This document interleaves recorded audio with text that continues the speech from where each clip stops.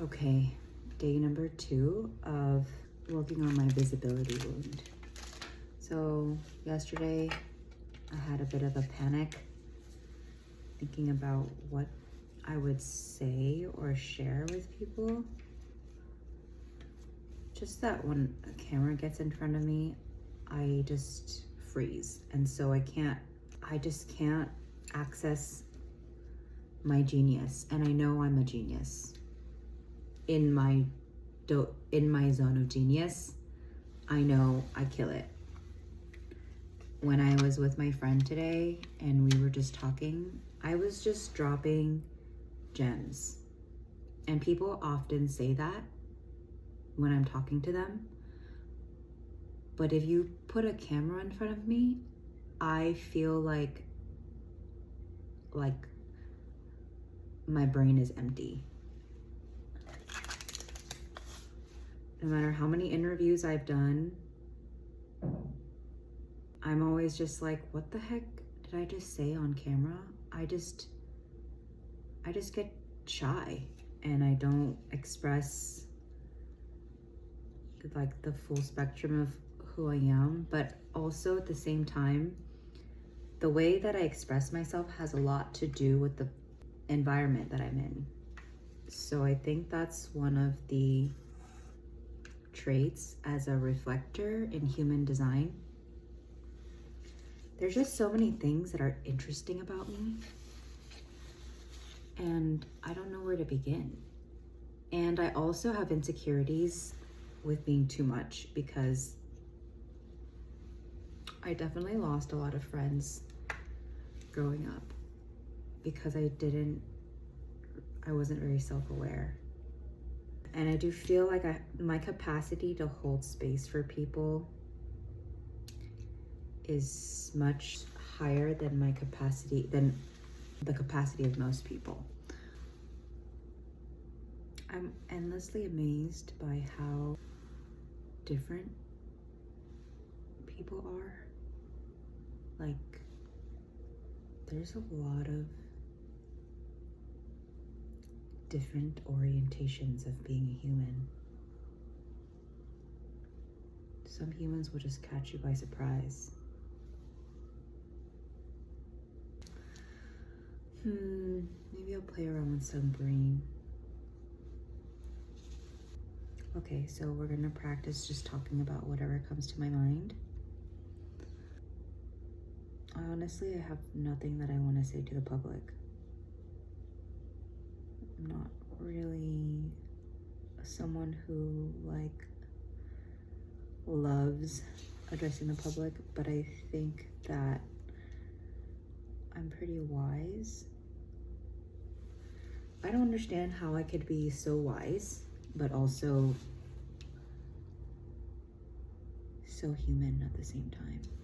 You know, The Sims, and how when you create your avatar, you can choose their skills. And I really feel like God he really put all of my skills on some really intense things that a lot of people don't have skills in, but then some left me high and dry with some core basic human requirements like geography.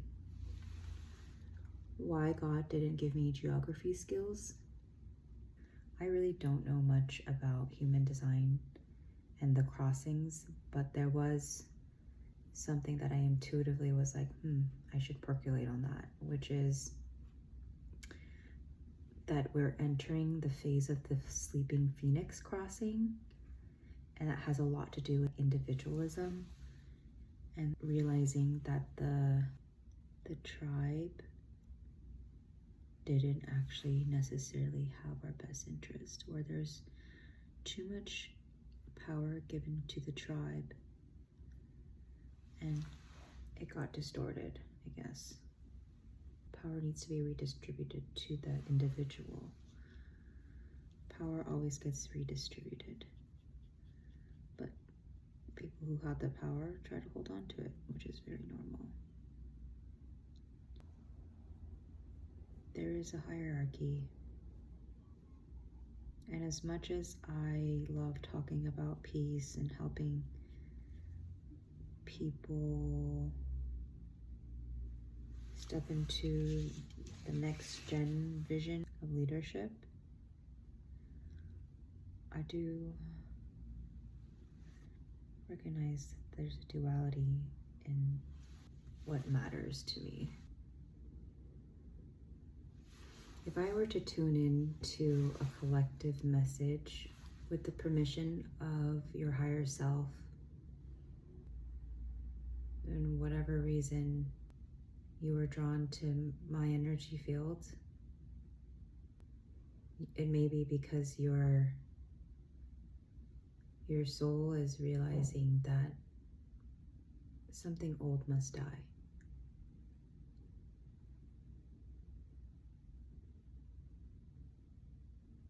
Yeah. I think that's the theme of the collective that I'm feeling. We're trying to resolve the world's problems in a paradigm that's set up for that to not be possible. You know what I'm saying? Solving the world's problems, it's not going to be resolved from the same plane that it was created. And it's really frustrating when I've heard people say that. It's like, yeah, I freaking know that, but how do I get to that plane? I don't know what I don't know. And I think the first step is admitting that. And we live in a culture that glorifies confidence. I'm not saying confidence is insignificant, but I think we romanticize confidence and mistaken that with competence. Confidence does not translate necessarily to competence. I definitely feel like I'm not always the most confident in terms of the Western standard. I do have a level of humility in between an Asian person standards and Western standards. It took me a really long time to feel like I should self-initiate stepping into a higher level of leadership, because I didn't really resonate with the current paradigm of leadership, power, and authority. Actually I have a lot of beef with it. And I think a lot of people who really should be running for leadership positions feel similarly. So I think that's one of the driving forces for me. It's like the people who are running for leadership positions historically, I think there's a lot changing now. But I feel like there was less of a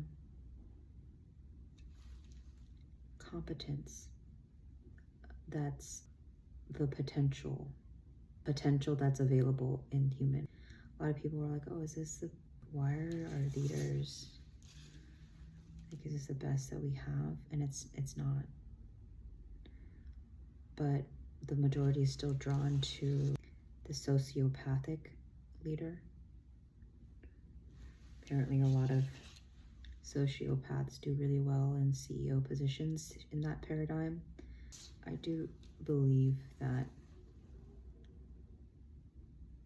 that's changing. Less and less people are attracted to that, but still there's a majority of the world that's still attracted to that, which is kind of manifesting in the archetypes of heads of state. So here I am painting bookmarks 1 minute and then another minute thinking about how to save the planet with the gifts God gave me. And then having to remind myself, I'm not saving the planet, I'm just answering the call. So I channeled a conscious leadership framework after spending a year researching conscious leadership.